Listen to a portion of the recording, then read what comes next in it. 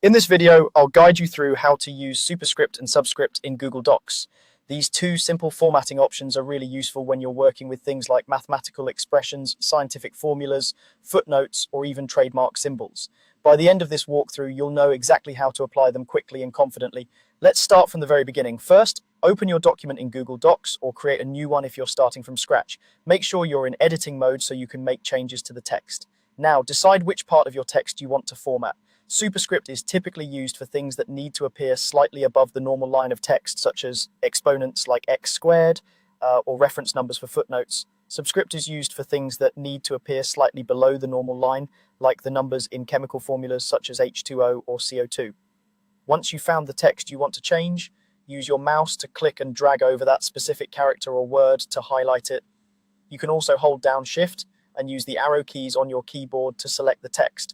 The key point here is that the text must be selected first, otherwise the formatting won't be applied to anything.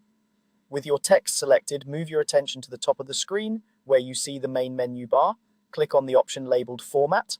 This will open a drop-down menu with several categories of formatting tools. In that format menu, hover your mouse over the text option.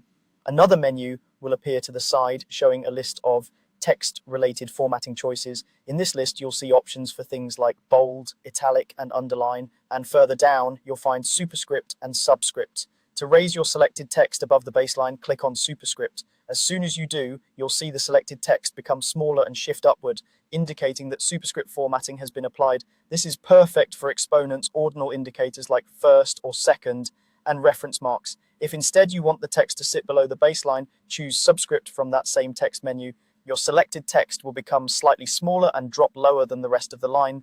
This is exactly what you need for chemical formulas, certain mathematical notations, or any content where the lower position matters. If you ever need to remove the superscript or subscript formatting, simply select the formatted text again, go back to Format, then Text, and click on the same option you used before.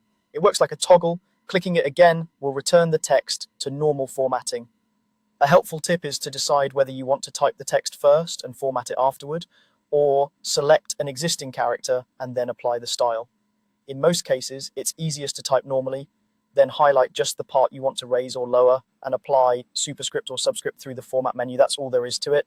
By selecting your text and using the format text, superscript or subscript options, you can quickly create clear, professional looking documents that handle scientific, mathematical, or reference content with ease.